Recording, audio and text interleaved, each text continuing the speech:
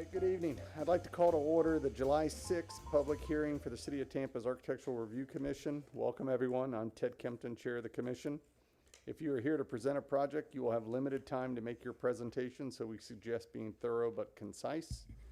When coming to the microphone, you will need to identify yourself and your relationship to the project. The commissioners will not ask any questions during your presentation. Your project should be presented in the following order: site plan, elevations, architectural details, wall sections.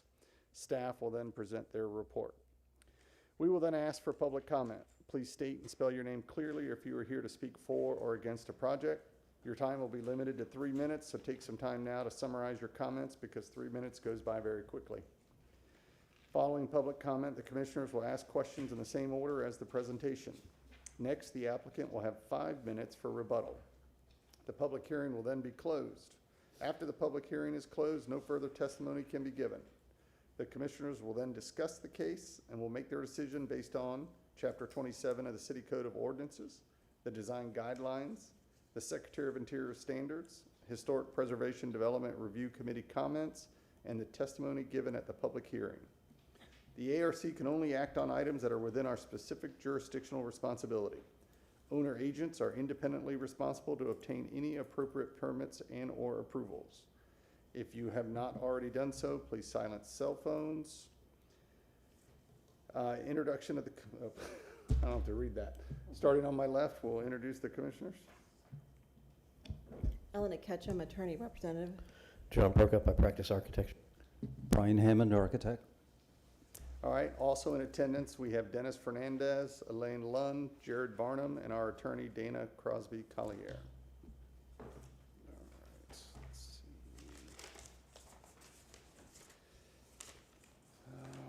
Let's see. All right, looking for a motion for the minutes. I move to accept the minutes of June 1st and 3rd, 2026. Second.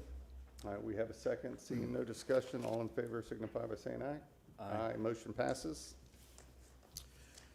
Good evening, Commissioners. Dennis Fernandez, Architecture Review and Historic Preservation Manager. Welcome to this evening's hearing. It will most likely be a brief hearing. I do want to enter the ARC staff approvals into the record. And just call to your attention, you do have this month's issue of Tampa Bricks and Mortar, in which we feature the Tampa Theater, which is celebrating its 100-year anniversary this year, and as so is appropriately going through a restoration of many of the elements of the theater. And that is our subject of our preservation in progress this evening, so Elaine will lead that discussion. Thank you. Elaine Lund, Historic Preservation Staff.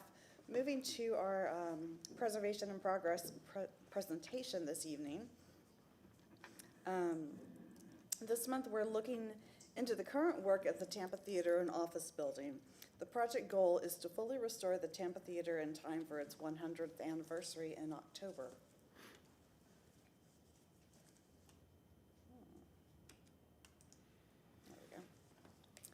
This is the present day aerial map showing the location of the Tampa Theater and Office Building. It's in downtown Tampa between Franklin Street and Florida Avenue and between Zack and Polk Streets.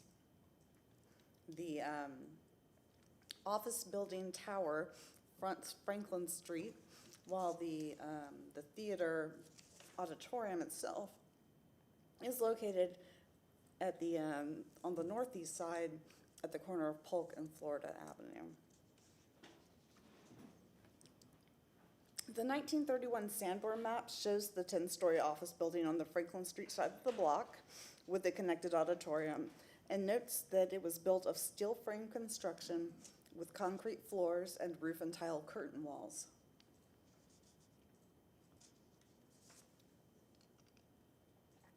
The building was listed in the National Register in 1978, and it was one of the first buildings listed as a local historic landmark by the City of Tampa,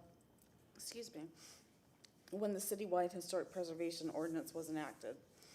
The designated local landmark site shown here includes the theater lobby with the entrance off Franklin and the first floor of the 10-story office building and the auditorium at the corner of Florida and Polk Street.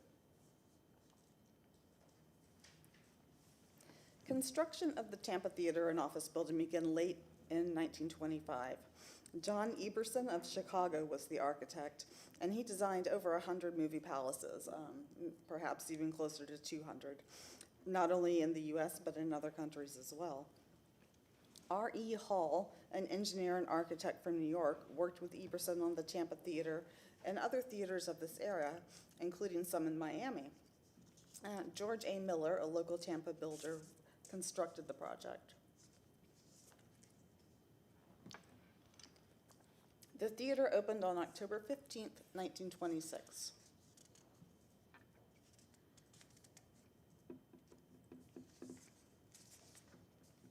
Here you can see the auditorium under construction in March of 1926 with the steel frame in place and the hollow clay tile for the curtain walls on site.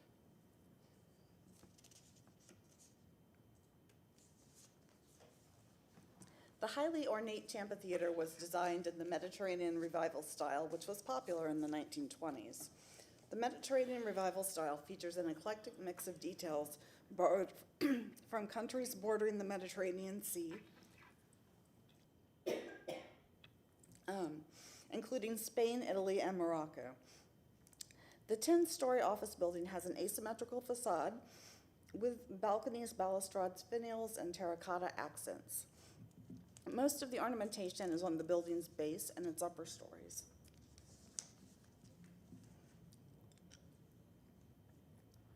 The marble and cast iron box office and main entrance is, of course, off Franklin Street.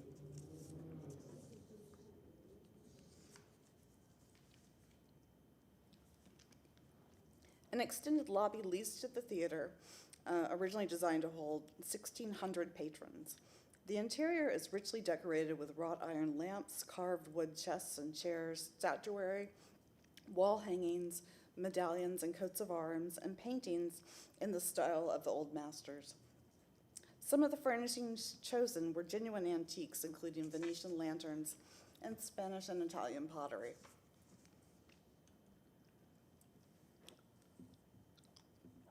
One of the major draws for the public of this theater was its cooling system, which also filtered and dehumidified the air.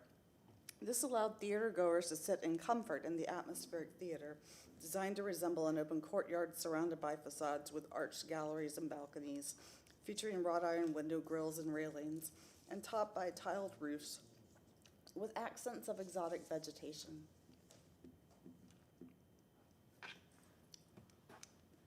The ceiling is designed to resemble the sky, with lighting that mimics the rising and setting sun and twinkling stars. The theater also has an orchestra pit that holds approximately 20 musicians and a Wurlitzer theater organ, which provided the scored music that accompanied silent films. The art on the proscenium includes reproductions of famous sculptures by Michelangelo and those from antiquity, such as the Venus of Ostia and figures from mythology.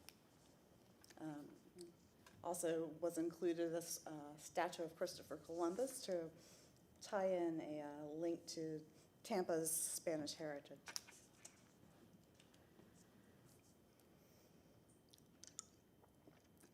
In 2024, the ARC reviewed exterior rehabilitation for this building, which includes masonry cleaning, sign repainting, and some minor repairs. A proposed addition on the Florida Avenue elevation was reviewed by the ARC, but that has been removed from the scope of the project at this time. On the interior, the first floor offices on the Florida Avenue wing of the Tampa Theater are being renovated to facilitate a green room, storage, restrooms, and a break room. In the theater, the pit below the stage will be renovated structurally and a new organ lift will be installed. The stage floor will be replaced and new accessible access to the stage will be achieved with an operable lift. The second floor of the Franklin Street Tower will be converted into an assembly space for exclusive events.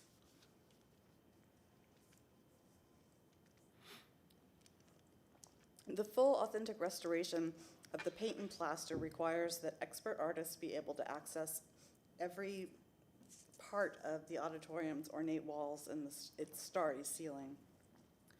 So that's why you see so much scaffolding here within the multi-level theater. This allows artisans and restorers to be able to fully reach everything within the auditorium to restore it to its original grandeur.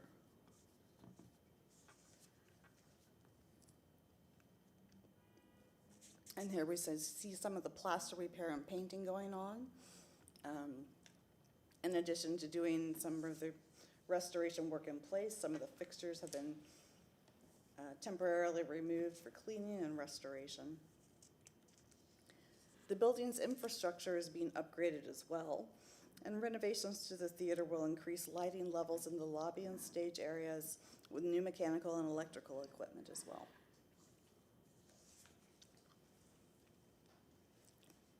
To accommodate the theater's expanding education program, more than 3,000 square feet of underutilized office and storage space is being remodeled to make way for dedicated classrooms. And you can read more about this project in this month's Tampa Bricks and Mortar.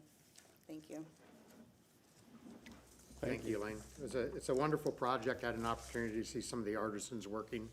And in the 80s, when they did the last major restoration of the plaster work, there was some liberties taken at that time that changed some of the colors from what they originally were. And so these artisans are actually doing tests on the original paint and restoring the original colors back to the plaster. So next time we see, it'll be the more original version of the theater, which was really one of Tampa's probably best-known preservation efforts many years ago when preservation really didn't have a formal process within the city. So moving on, we will now have the segment of disclosing conflicts of interest and ex parte communication, which our legal counsel will lead. Good afternoon, Dana Crosby Collier, City Attorney's Office. Does any member have a conflict of interest with any item on the agenda this evening? I have a conflict with Alan Dodd. We're in a contractual relationship, so I'm going to Okay. recuse myself.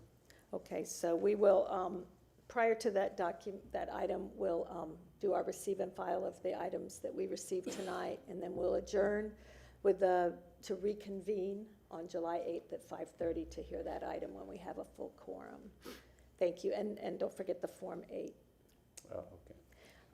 And has any member of the board had a ex parte communication prior to, on any item on the agenda this evening?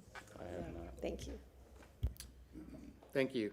We do have one continuation to act upon this evening. That is ARC 2600000293, which is related to a vacating request. And the request is to continue to the September 2nd, 2026 public hearing. Okay, look for a motion.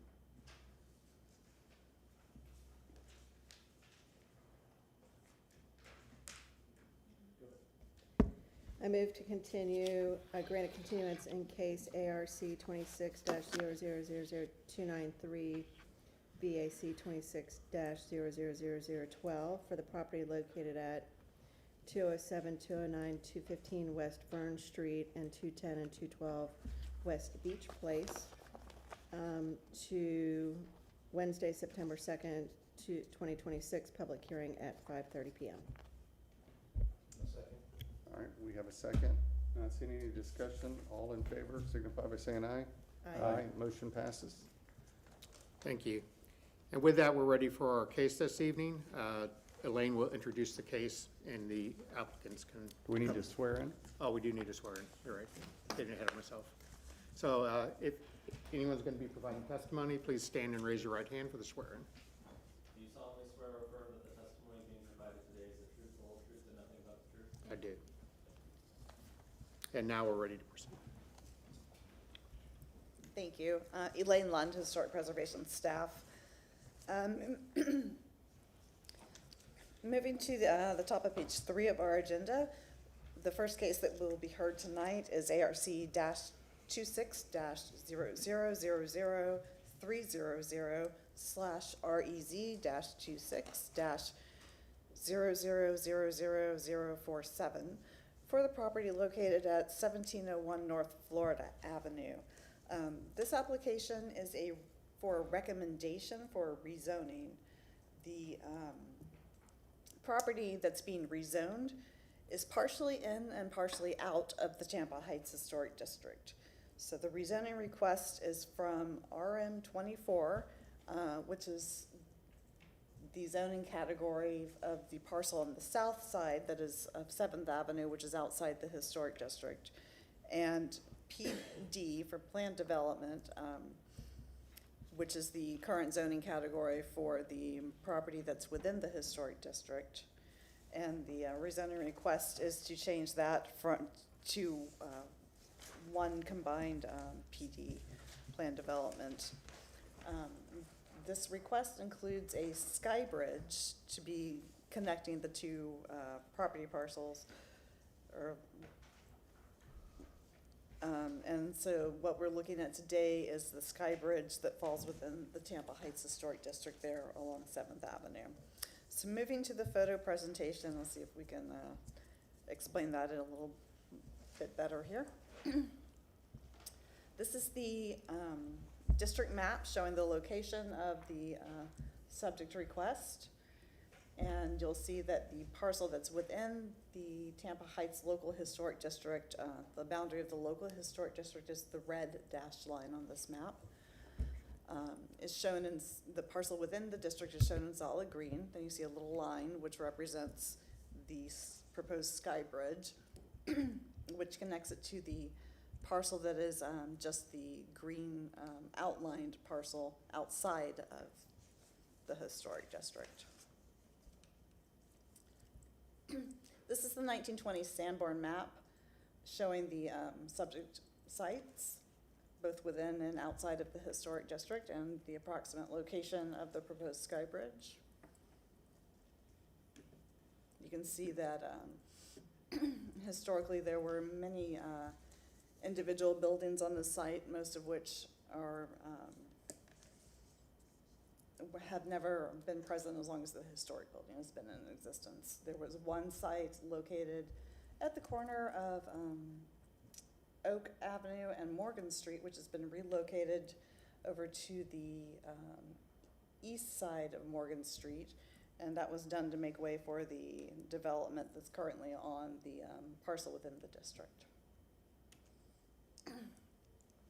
This is the present day aerial map showing the site with the development that's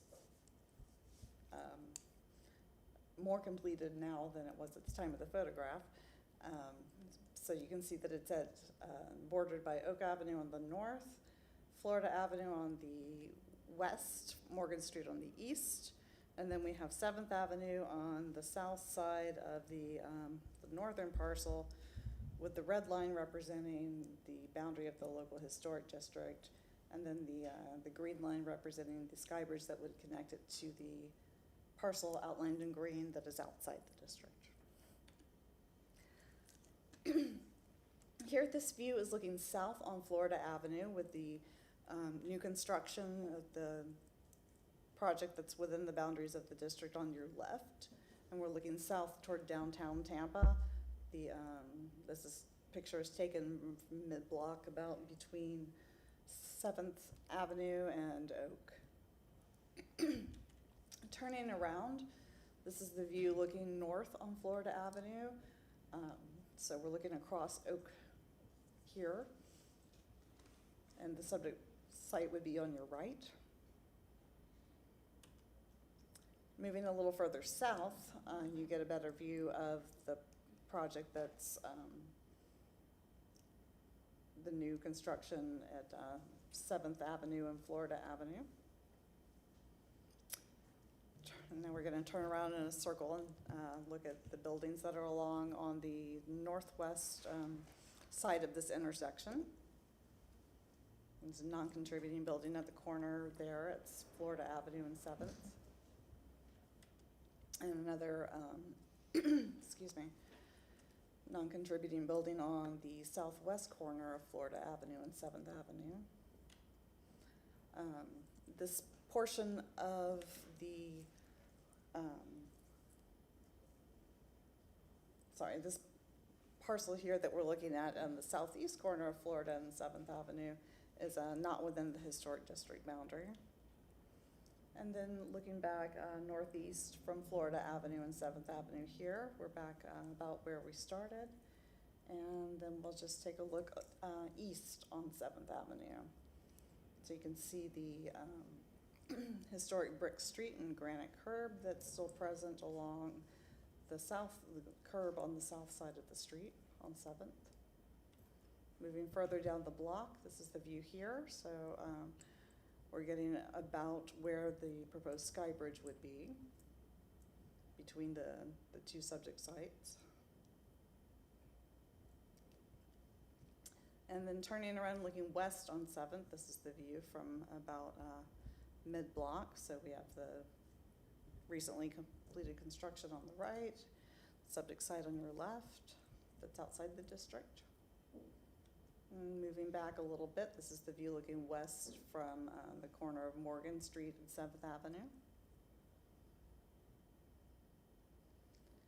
And then looking around just to see what's around here. This is the subject site that's part of the request that's outside the historic district on the southwest corner of 7th and Morgan.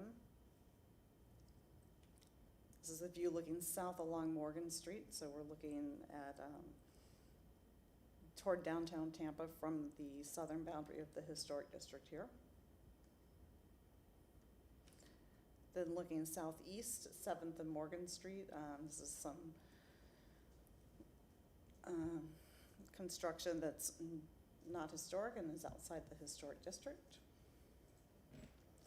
And then looking northeast from 7th and Morgan, from that intersection, you see some new construction that is within the historic district and was reviewed by this board.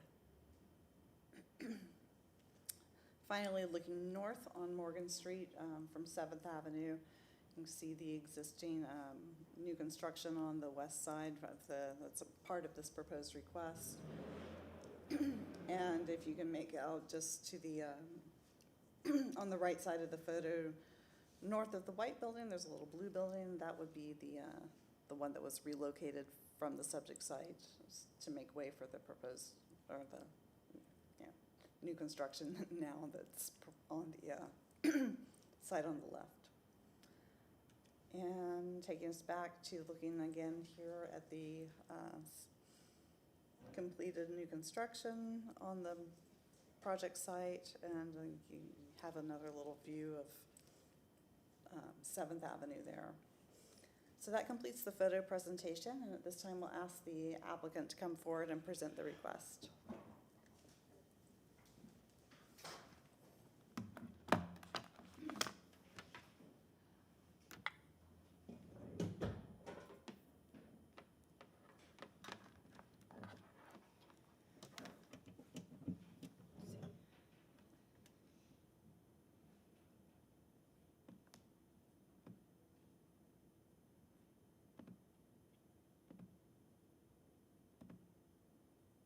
All right. Good evening, Commissioners. Alex Shaler, 400 North Ashley Drive, with the law firm of Gardner Brewer Hudson. I am representing the applicant.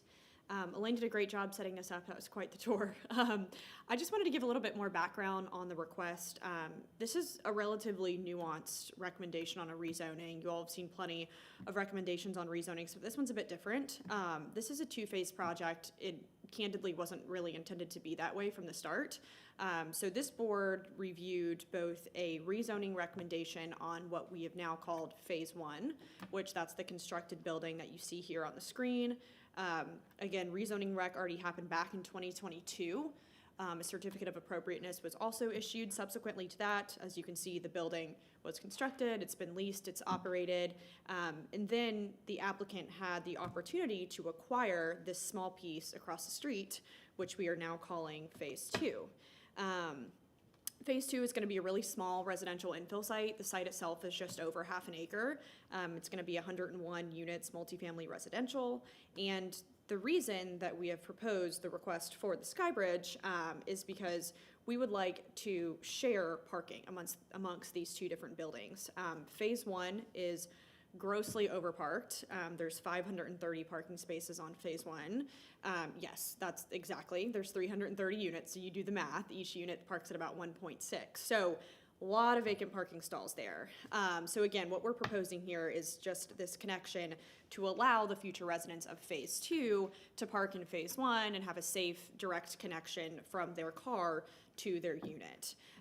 So as I mentioned, this is nuanced because, phase one being fully constructed, phase two is outside of the district. So your purview this evening is truly just related to this yellow highlighted box that is shown on the screen here, which again, in 2D, it's a rectangle, but in 3D, it is a covered pedestrian walkway that the architects like to call a sky bridge, which sounds a lot scarier than I think it is. So again, why the sky bridge? As I mentioned, there's tons of parking spaces on phase one. With phase two being as small as it is, it's 0.6 acres. We couldn't do a wrap product, and it would be really tough if we had a parking garage there. We'd be stacking the multifamily units on top of 4 or 5 levels of a garage. As you can see, that height starts to add up pretty quick. And though it is outside of the district, it is bordering the district, and there is that inherent height sensitivity there. So this solution seemed to make sense, both in terms of a compatibility standpoint and again, just efficiency. We've got tons of leftover stalls. Why not use them without building more unnecessary parking? Elaine showed some of these site photos, but I did want to note that this photo on the left is looking east down 7th Avenue. And if you go a little bit further down, driving further, this picture here on the right, you can see that the entrance to the parking garage for phase one is located off of 7th Avenue. That new phase two site is proposed just across the street. So don't have to do the math to understand that there's inherent safety concerns there. We don't want the residents from phase two to be running across the street where cars are entering and exiting the parking garage. And while I understand that, this board is not charged with reviewing safety concerns, that leads me to my next point, that you are charged with reviewing architectural design, and that is really, really tough at this stage. This is about all of the detail that we have right now on the rezoning plan related to this quote sky bridge. We're committing to a 25-foot clearance, so 7th Ave will be fully open beneath the sky bridge, and obviously the historic character in terms of the brick pavers, the granite curbs, all of that will remain intact. But the good news is that this will come back before you for the certificate of appropriateness process. So you all will, at that time, have complete governing authority over the final design. So again, today, we're asking for your blessing to move forward with this rectangular box on our plan, but that will come back to you in terms of a design to ensure that it is compatible with the rest of the district. Staff did a great job on the report, and I do want to acknowledge that it is so difficult to review these kinds of things, and I understand that. We're applying design guidelines that were created really for residential single-family bungalows to something like a sky bridge, which is it's just inherently in 2 different categories. And we talk about that a lot with the rezoning recommendations, because that's also the case with these larger apartment buildings. Unfortunately, when these guidelines were written, none of that was really contemplated. So things like setback and orientation and the roof forms, all of that's not applicable to something like this. So we would ask that this board review the guidelines, the intent of those guidelines, and the intent of those is ensuring that the proposal of new construction is compatible with the district. And again, we think that it can be. We're very confident that it can be. And again, we would come to you all for approval of that in the future when we reach that stage. So a couple of the notes in the staff report mentioned some of the different guidelines. In terms of scale and massing, I did want to note that obviously this will be subordinate in height to both the existing building and the proposed building. So from a massing perspective, we're not adding any kind of massing in terms of height. Alignment, rhythm, and spacing, again, we are not vacating any alleys, we're not changing any kind of lot lines, all of that stays as is. Materials is going to be reviewed in the certificate of appropriateness process. And there is a quote in the guidelines about linking between old and new, and we felt like that was really applicable in this situation in terms of bridging that gap from what the design guidelines were intended to regulate, and then again, taking that intent and applying it to something that has come along in the future.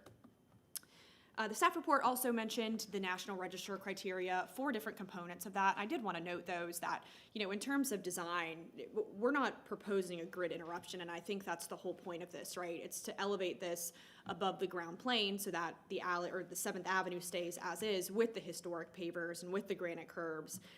But again, at the same time, proposing that safe pedestrian access.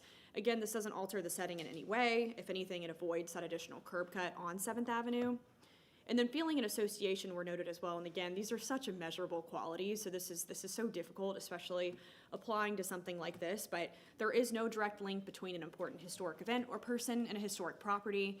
And then in terms of feeling, again, what creates this historic feeling of 7th Ave is the brick pavers, and it's the granite curbs, and it's the sidewalk. And all of that will remain completely untouched. And I wanted to close out with this. Again, I know that something like a sky bridge sounds inherently scary when you're looking at it through the lens of a historic district and historic character, but this does exist. This exists in Ybor City for the exact same reason. They are taking the sky bridge and connecting parking to a development, and that's what we're proposing to do here. Again, I think, and I'm very confident, that during the certificate of appropriateness process, we can get to a design that is compatible with the district. Again, we just ask for the opportunity to move forward with that and give you all the opportunity to review it during the C of A process. So that's all I have, but I'm happy to answer questions. Great, thank you very much. Moving to the staff report, staff found that this proposed project is inconsistent with the Tampa Heights design guidelines and the Secretary of the Interior standards for rehabilitation. 7th Avenue, which maintains its historic appearance with its brick pavers, granite curbs, and concrete sidewalks, excuse me, serves as a gateway into the historic district, and the proposed sky bridge over 7th Avenue has no reference within the Tampa Heights Historic District. It is incompatible with the established massing and building form and the alignment, rhythm, and spacing of the historic elements within the district, and it would diminish the district's historic character. It would impact the integrity of the district and certain aspects of integrity which are addressed in the National Register Bulletin 15, how to apply the National Register criteria for evaluation. And the reference for that is on page 7 of your staff report. The in design, setting, feeling, and association are the aspects of integrity that we focused on, being those that would be impacted by the sky bridge. The introduction of this modern mid-block sky bridge would interrupt the grid and the grid of the streets and alleys that were originally platted in 1889, as this was one of the first early residential suburbs of the city of Tampa. The visual interruption and obscuring the view along 7th Avenue are also factors that would come in when considering how the sky bridge would impact the historic district. So with that, staff is available if you have any questions. Thank you. Great, thank you, Elaine. Is there anyone in the audience that's here to speak for or against this project? All right, seeing no one, we will begin with questions. I'll start on my left. I don't think I have anything right now. Okay.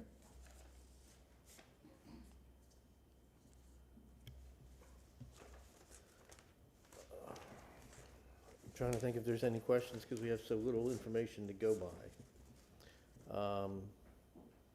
I'll pass for right now. Okay. No questions from me. All right, I'll ask Okay, one. then I'll go back and ask some questions. Okay, to the applicant.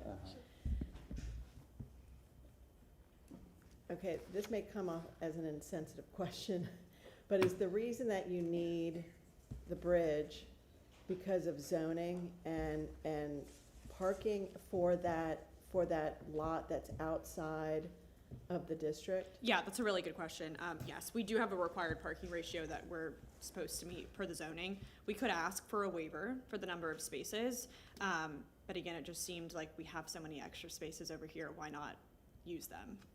So is the feeling that the new construction on that lot outside the district would not have any parking? That's correct. There will be on-street spaces, hopefully. That's conceptual, obviously, it's in the right of way, but no structured parking. And so if you didn't have the Skyway, the Sky Bridge, what happens with the I mean, you can still get the parking, it's just the residents would have to cross the street? That's right, yes. They are in the same zoning lot. So yeah, we could, moving forward without the Sky Bridge, yes, they would just have to cross the street. Cross 7th. Okay, and then for staff, this is more of a,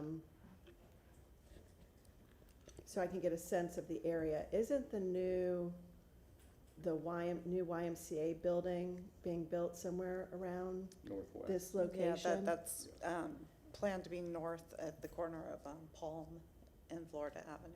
So where's it's a couple that? of blocks One north. block north. So do you have a picture that you could point to that show where that building would end up being? Let's see. We can do this one here. Can you see this? This is the Y here. The new Y? Oh, no, no. Oh, sorry, the Y-shaped right-of-way, but yes, the YMCA development. It's No, the just YMCA north of that, yeah. Can you The see that? YMCA's on, I thought it was on the east side of. No, it's, This it's is a just north this of is a that. standard oil building. That's part of the development. I was just saying generally the Y redevelopment's here. It's multi-block, but Okay. Okay, so No, is there a reason for timing of why to bring this before the board now? Is it because it's in connection with what's happening with zoning as far as the parking? that's right. Yes. Yeah, so we had an original rezoning approved. It was we filed it back in 2021, and that's what was the approval for this building. Again, we have since, after all of that was constructed, gone under contract on this parcel here.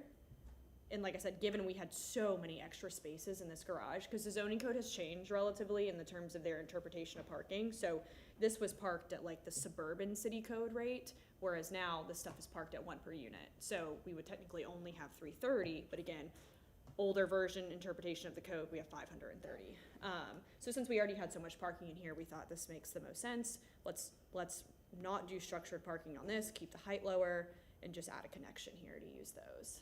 And so the reason you have, let me just say it back to you Yeah. to make sure I understand. Yes. The reason that you have so much parking on phase one is because there was an older code that required more parking It was the per same, unit? this is a bit confusing, and I'm getting in the weeds of zoning here, but it was the same code, but this use is now, and not just multifamily and retail below, there's a use classification called storefront residential, and that's anything that has commercial or office on the ground floor and units above, that parks at 1 per unit. That, for some reason in the code, that's like the mixed use definition. It wasn't interpreted like that before. So when we went through back in 2021, this was parked for regular multifamily rates and not the mixed use rates. Okay, let me Okay. jump in 1 second. Sure. Are you saying that you can't share that parking unless you're physically connected to that parcel? No. No. These are in the same zoning lot.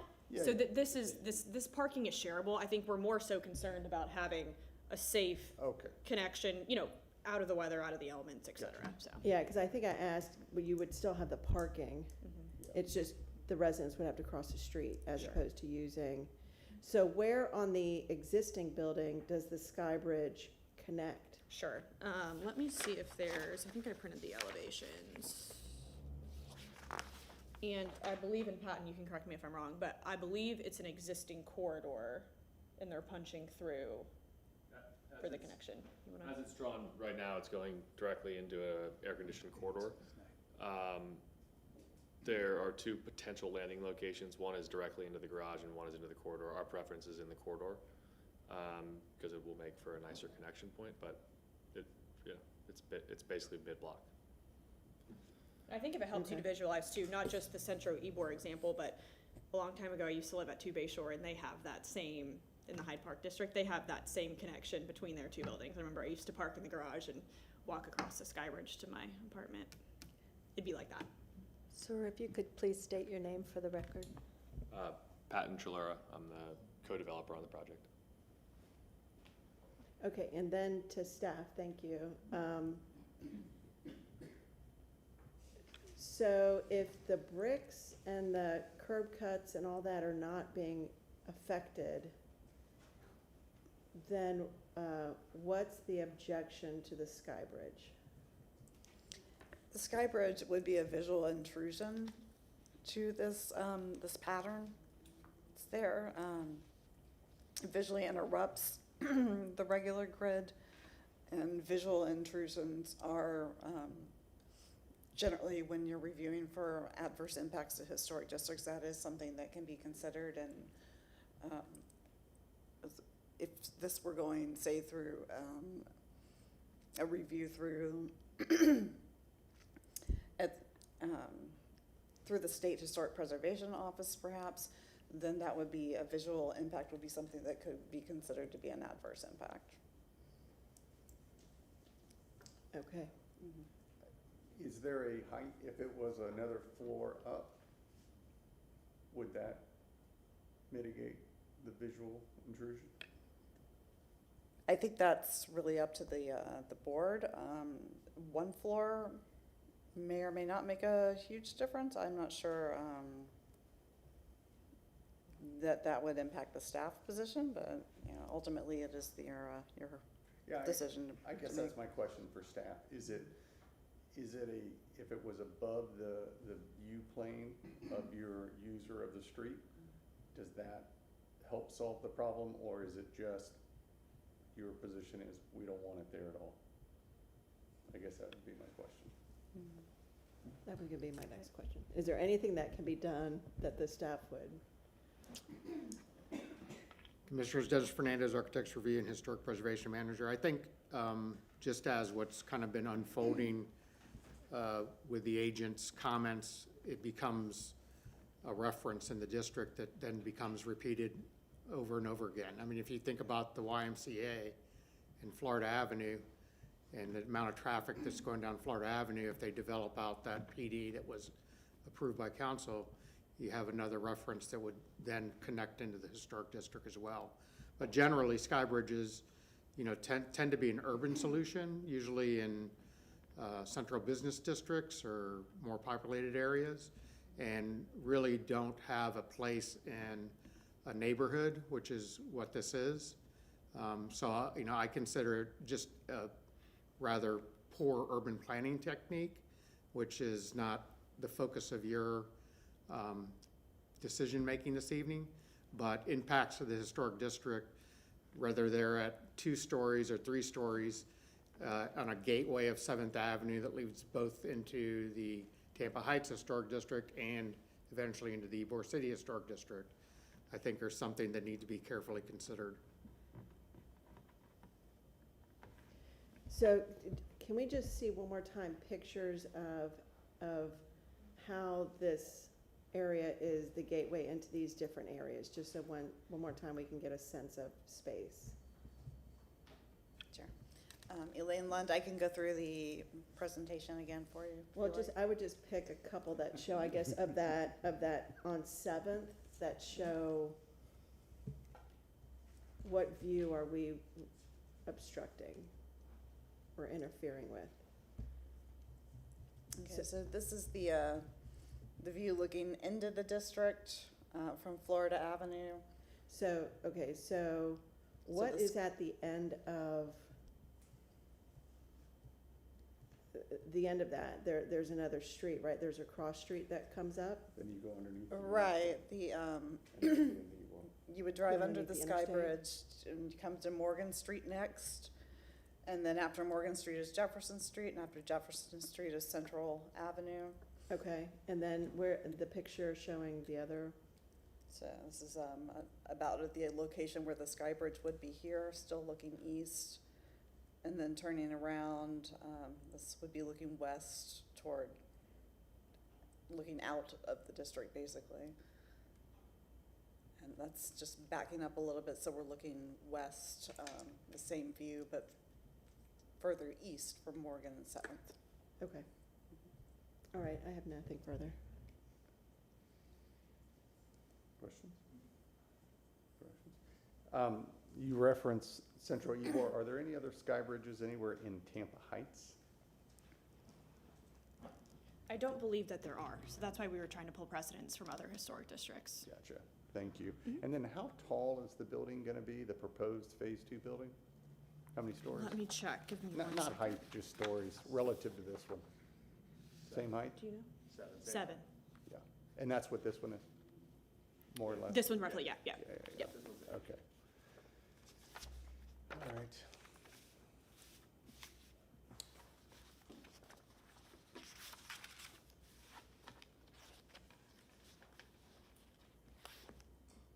No, I don't have any more questions. Okay, so you have 5 minutes for rebuttal? Okay, I'm going to share a few words and then I'll bring Patton up here. I think, again, there's inherent precedent for these in historic districts. While there might not be one in Tampa Heights yet, you know, there is or will be in the future likely. I think that, you know, this is all, like I said, it's so early phases and it's so conceptual right now. To address the points about height earlier, on our plans, we show a minimum of 25 feet in height, can always go up. We're just, again, this is so preliminary, but given the fact that this is within the historic district boundary and the rezoning requires a recommendation, that's domino effect is why we're here. But again, we feel so confident that you all will have so much time to review this and make sure that it is fully compatible and consistent with the district. And again, that we need that CA to get this constructed. So if there's a point in time where we come before you all for the CA and you think this is not aligned with the character, that you can deny the CA. That's absolutely an option. So, you know, again, this is not the final stop. This is just one stop on the way. And you all will have, again, this will be in your purview again in the future with many more details than I have today. Patton, did you want to share a couple things? Thank you, everyone, for your time tonight. I just, you know, we've been working on this project for over 6 years now. We assembled it back in 2020. I've been kind of pestering Baycare to do something with this lot for literally 6 years now. It's a kind of dilapidated lot. There's homeless people sleeping on it almost every night. Barbed wire fence, and finally got them to kind of move forward with something. We're paying a lot for the site, and we're the only group that can really kind of meet their demands because of the kind of the parking benefit that we have. Really, the site is only available for a small commercial development or potentially some townhouses. And Baycare has been tricky to deal with. So, you know, we think and we're excited about the opportunity to reuse some of the parking that kind of we were forced to do. The neighborhood is excited about it. I know a lot of people at the city are excited about creatively utilizing this parking rather than having a bunch of vacant, you know, parking garages. And, you know, I think the safety is certainly an issue. We also think it's going to be beneficial to the people that are going to live there someday, to be able to not have to walk in the middle of the pouring rain that we're about to go through right now after we get out of here. So, you know, appreciate your support. You know, we did a ton of work on 7th Avenue when we did this construction. It wasn't noted, but we completely repaved everything from the intersection to the south, all new granite curbs, all new brick road. And, you know, we've worked on this project with staff and gone through a CA process already, so it's something that we're familiar with. So I, you know, appreciate your consideration. Hopefully we're back here in a couple months to talk about what it looks like. Perfect, thank you. All right, at this point, we're going to close the public portion of the hearing and move on to discussion. So I'll start on my right. You knew it was coming. Yeah. I'm having a hard time with this because, I mean, I understand, think I understand why the applicant is here. He articulated that in the end, is they have the excess parking. Here's a lot that they can develop further and utilize that. So it gives them, you know, a better opportunity to maximize the site. Now, if this wasn't here, the bridge wasn't here, that, you know, the project would be different or non-existent, don't know. It may be that they can, I would imagine that they've studied what its yield could be if it is parked by itself. They could still use the parking from the other They building. can still use the They parking. can still use it, You can, sure. you can put signals up and all that kind of stuff. Yeah, Absolutely, crosswalk signals. absolutely. Or if, you know, that is something that isn't marketable, you know, to park across the street and walk across in a rainstorm, probably not so marketable. So I'm having a hard time on one side of saying that this is okay, because then when's the next one, and when's the next one that comes along? You know, I do think that if they were able to have this bridge and park, that they could have residential units go all the way to grade and throughout, you know, or maximize that, and wouldn't have to have at-grade parking, or maybe it becomes something else. You know, maybe it becomes townhomes that have tuck-under garages or something like that. So I understand the benefit of that, you know, and what it does to the pedestrian experience, but I just have a hard time in kind of justifying this. I mean, it's too bad that, I mean, this is a city code issue that, you know, we're requiring too much parking, you know, and this is kind of going nationwide right now, and it's really too bad. You know, it's too bad that even happened on phase one. Right. But here we are. But I don't know that, you know, doing this is the right thing. I'm looking at this from the standpoint of you know, the density and the urbanity, like Dennis said, you know, you don't normally see these kinds of things outside of a central business district. In 10 years, this will be a central business district. With, if everything that's been planned along that whole corridor, you know, the Ellison project and whatnot, or if other people take it up.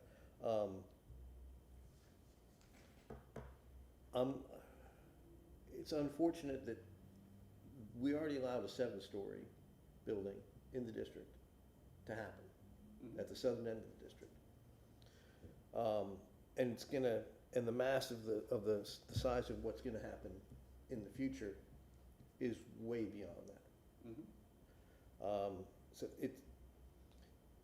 this is like the ugly stepchild that's happening first, that's in the bottom corner of a historic district. I'm not having as much a problem with it as I thought I would, because of what is going to happen in the adjacent blocks and neighborhood in the future.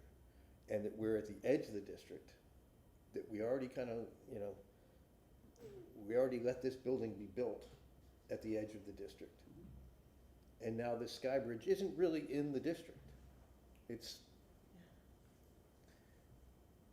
connecting to another building of mass, of height.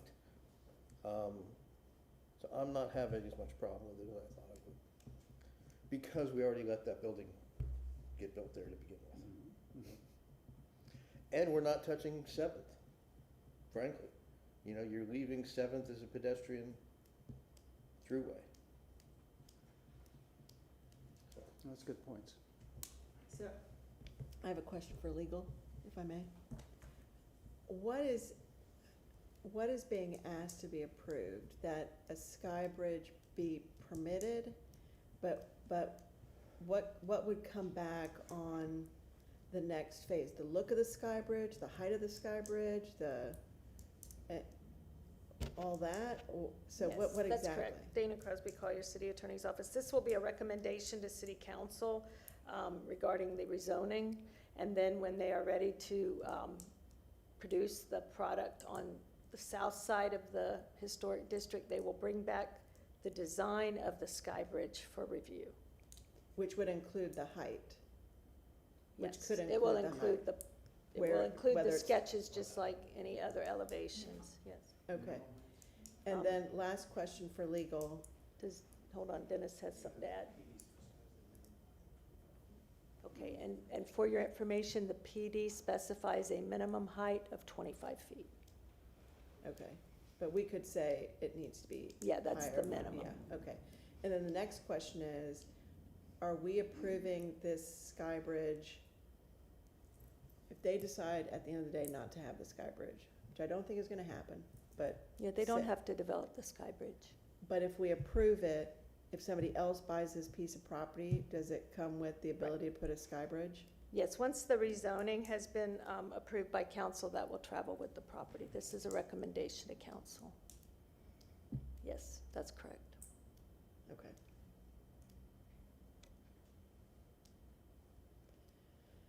All right.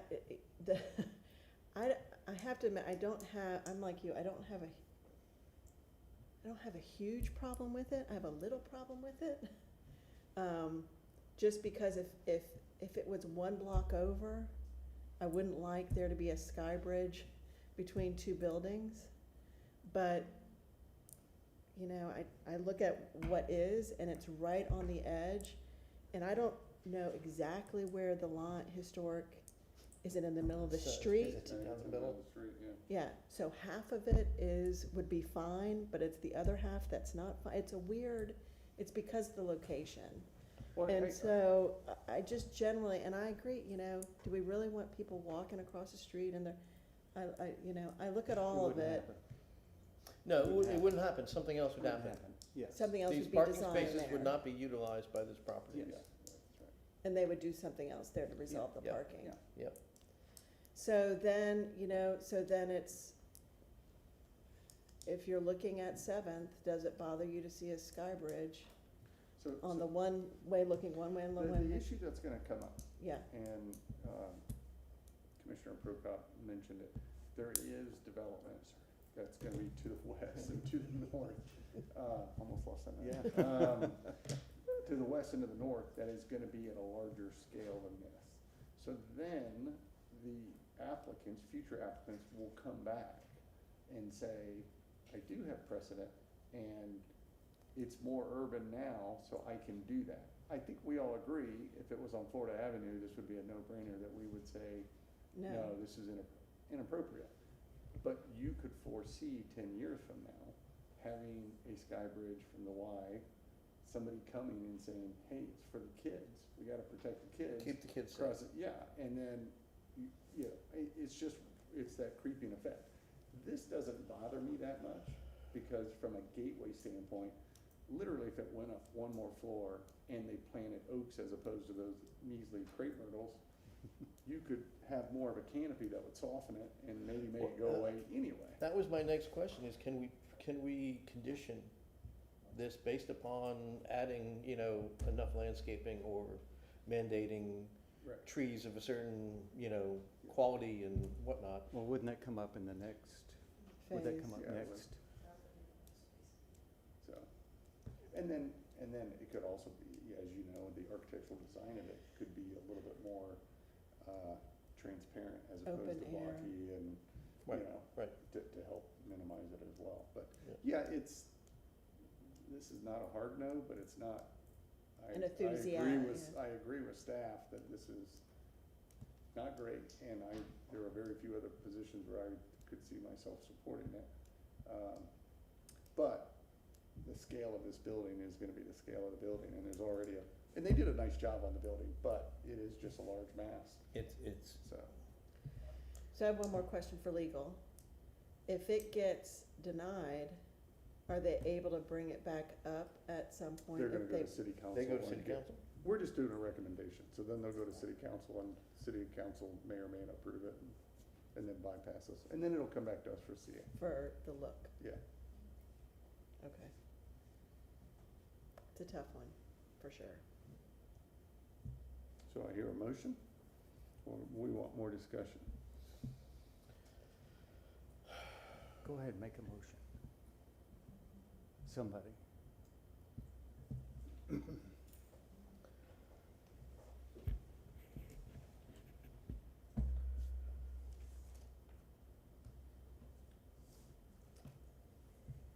I move to recommend the city council approve ARC 26-00003000/REZ 26-00000047 for the property at 1701 North Florida Avenue in the Tampa Heights Historic District for the proposed rezoning from RM24 MPD to PD.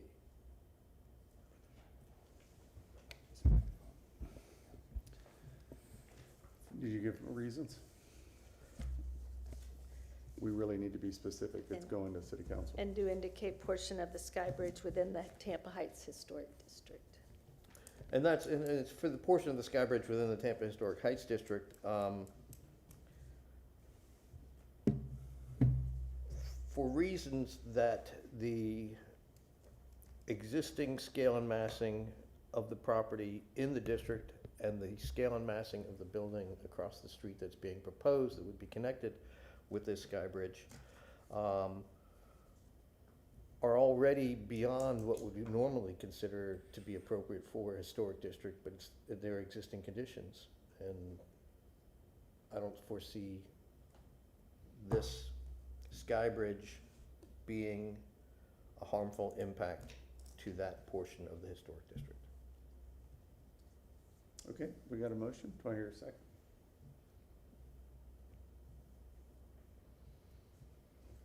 I'm thinking. There's only so many people. I'll second it. I All right, mean, we have a it doesn't second. matter. All right, so we have room for a little bit more discussion here. What's your hesitation? My hesitation is when the architects threw in, this could be designed with parking, and they don't, which then why do you need the Sky Bridge? And looking at the factors of, I'm just having a hard time, setting. I agree with you, the whole area is gonna be built up eventually. And so the Sky Bridge may fall into the background, realistically, when these other huge buildings get built up around it. When the factors from the National Register. Yeah. If this was crossing from one side of the historic district across the street into another side of the historic district, no. But we're crossing a boundary that's already, the chicken's flown the coop on this boundary. And that's why I'm not opposed. Yeah, I think we just have to be mindful if somebody else within the district. Because I would only approve this for this very specific piece of property, that half of this bridge is outside of the district. Right, it's That if an somebody edge comes condition. before, they don't say, well, look what y'all approved over Right. there. And we'd have to remember They're going to say that. and hearken back and say, the reason if it gets approved is because half of that bridge, this was a very specific piece of property and it's unlike anything it's totally different than two buildings within the district themselves. Well, I would tell you, more importantly, remember that when you approve a large mass building of 7 or 8 stories in a residential edge of- area. at the edge of the Because then district, that's yeah. the stepping stone that Right. allows the Sky The- Bridge to come right. later. It does. Yeah. I'm also very conscientious about the need for, urban housing. Sure, Frankly, absolutely. it's a big need. And this is a big win, this could be a big win without adding more parking and without adding, and that's why I'm leaning towards it. Right, I mean, there's no doubt that it would help and help that number of units in this area. And look, I'm not a hard no either, but, on this, but, It's a slippery slope. yeah, I mean, this one is specific, so, But I do hesitate with what this does in the future. And I know we can be very, I mean, it's case by case, right? It's case by case. Okay, I think I'm ready. Yep. Any other? All right, seeing no more discussion, we'll move forward on the proposal to recommend the Sky Bridge to City Council. All in favor signify by saying aye. Aye. All right, there's two. All against? Two. That's a fail. All right. So motion does not pass. Okay, so, It's with your rules, a tie vote. When a matter is considered by the members and a tie vote is obtained, the motion fails and the application shall be denied. So in this case, the recommendation is the denial. okay. Sorry about that. Good luck with the project. All right, so then we're gonna look for a, let's go ahead and accept. We're going to do, if you'll allow me just to, we're going to lose a quorum on the next item. So with that in mind, if you all could just do a motion to receive and file Yep. the materials presented this evening, So then you moved. can move on to your. All right, Second. second. All right, all in favor, signify by saying aye. Aye. Aye. And then look- Having lost quorum, I make a motion that we stand adjourned until July 8th, 2026 at 5:30 PM At Second. City Hall. Second. All right, at all Old in- City Hall, yes. Okay, all in favor, signify by saying aye. Aye. Aye. All right, motion Aye. passes and we are adjourned.